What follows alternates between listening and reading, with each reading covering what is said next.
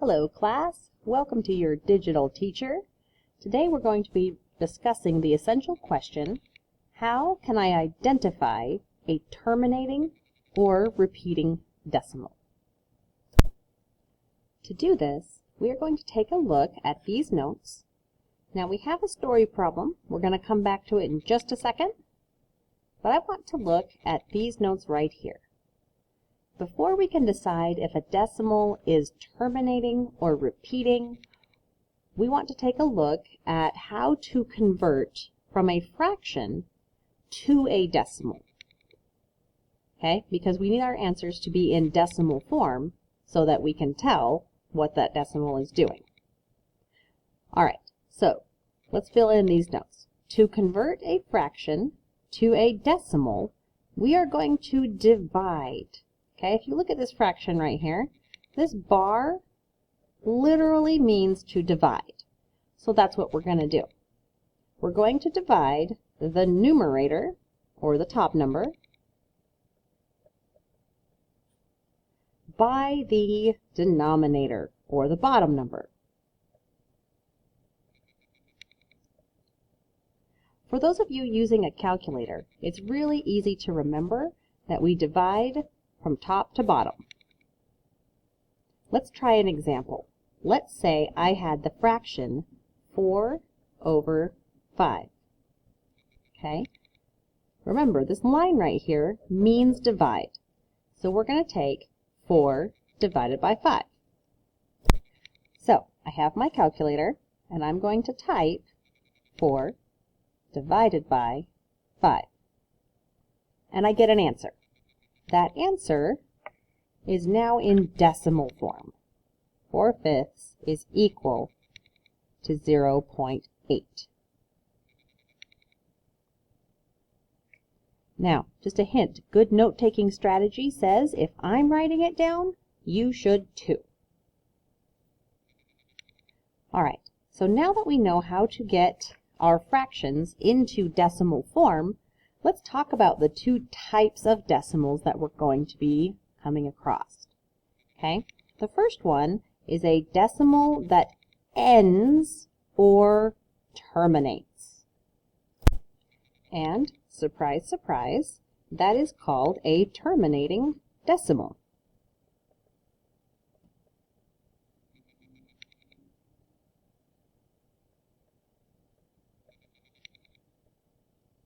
Okay, if we think about our example right here, you see how this decimal ends after 0.8? There aren't any more? That is an example of a terminating decimal. So I'm going to go ahead and write the example right here. That is a terminating decimal. Now we're going to compare that to a decimal with a repeating block. Okay, this is called a repeating decimal.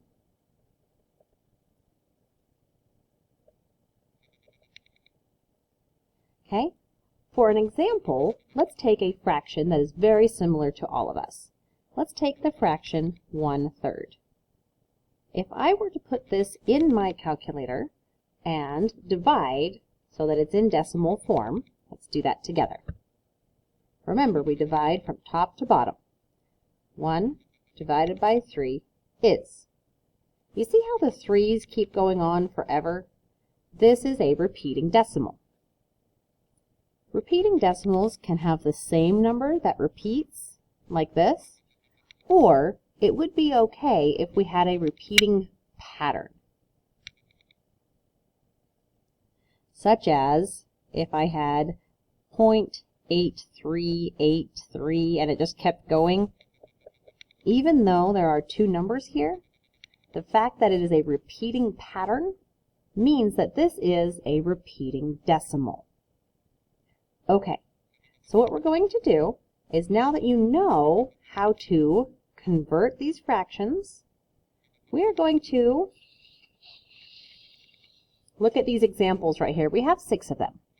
And as soon as I'm done talking, you're going to divide each of those into decimal forms, and then tell me if it is a terminating decimal or a repeating decimal. Pause the video and go. Okay, let's check your answers. For the first one, you should have gotten 0.375. Now, because there's no more after that, that is a terminating decimal. For the second one, you should have gotten 0.625. Again, that is a terminating decimal. The next one was 0.8333, and then you noticed the 3's kept repeating. That means this is a repeating decimal. The same thing with number 4. It kept repeating. Number 5 was 3.25, and it was a terminating decimal. And number 6 was 0.777, and it went on for a while. Now, some of you might have noticed, just like my calculator, at the end of all of those 7's, there was an 8. Does that mean this is repeating or not? This is a repeating decimal. The 8 is there because your calculator rounds off the last number. So this really is 0.7 repeating forever. The calculator just rounds at the end because they ran out of space. Okay, now that we've talked about getting something into a decimal form, let's try the other way around. What if I have a number in decimal form and I want to convert that decimal to a fraction? Well, to convert a decimal to a fraction, we're going to put the decimal over 1. Remember how you can make anything into a fraction by putting 1 on the bottom? Now I'm going to go over these directions with an example.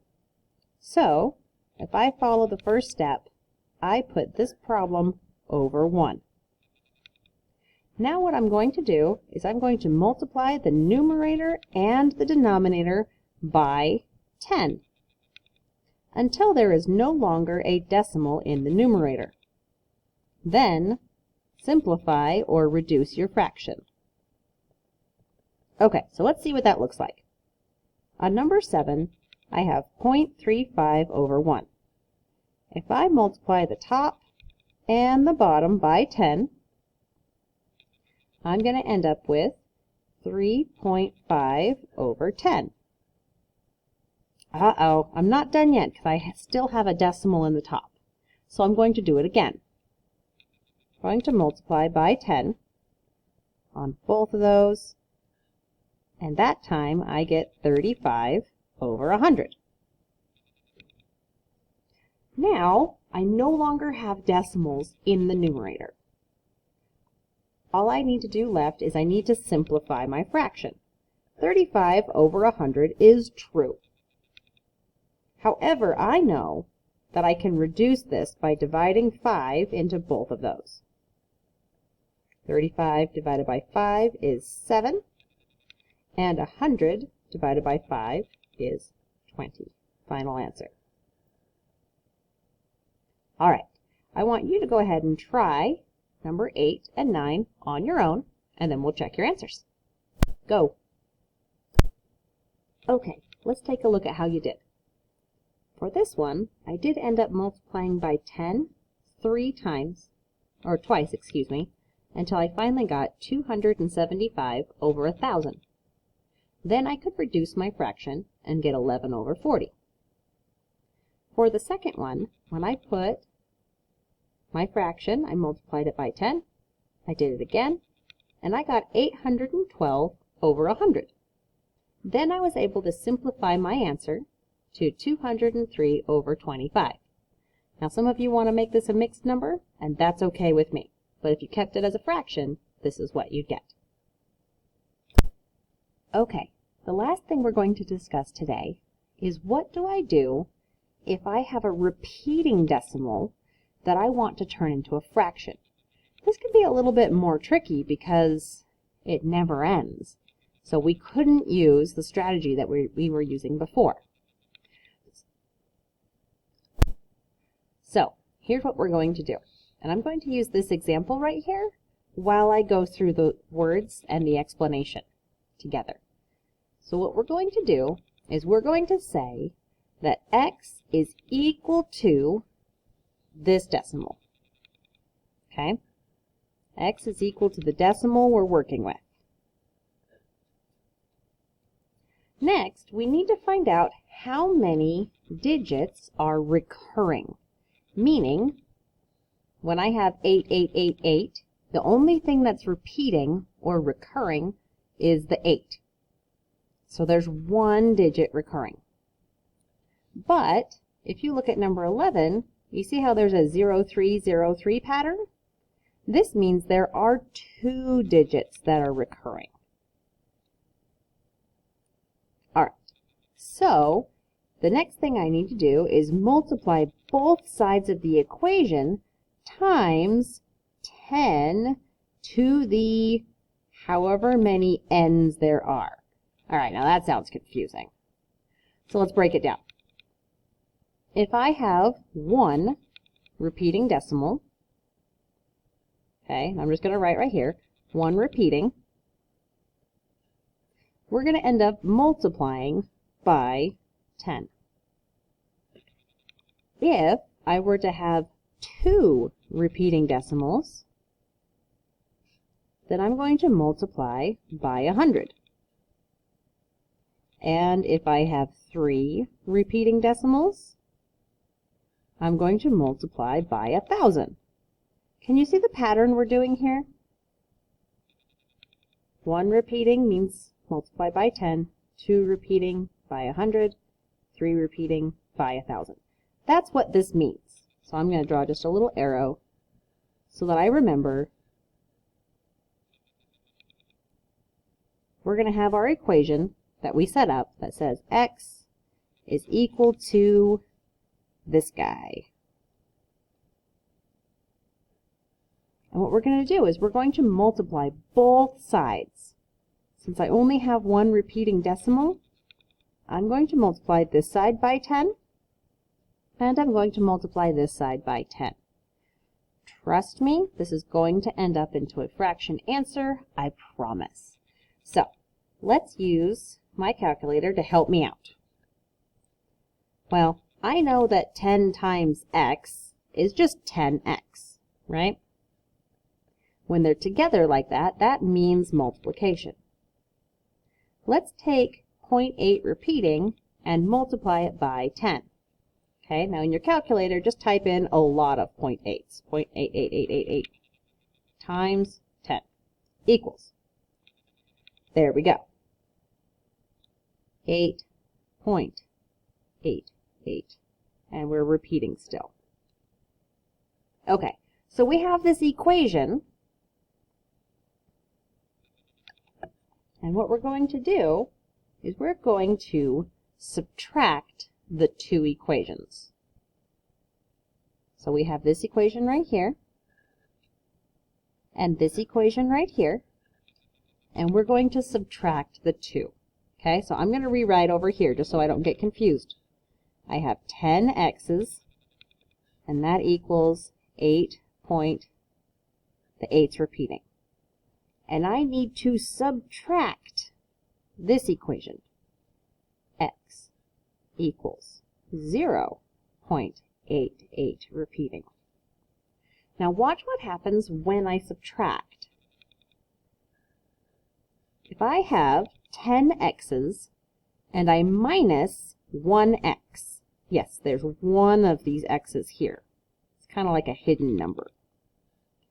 10 minus 1 is 9 x's left over. Okay, that part was easy. Now, this is the part that really helps.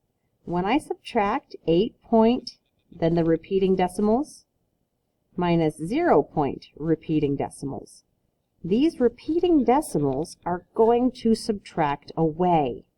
And all I'm left with is 8 minus 0, which is 8. We did it! We have made it so that there is no more repeating decimals. That's why we went through that whole process. Now, the last step we need to do is just solve for x by dividing by 9 on both sides. And this is where you'll see the fraction. X equals 8 over 9. And I'm not going to divide 8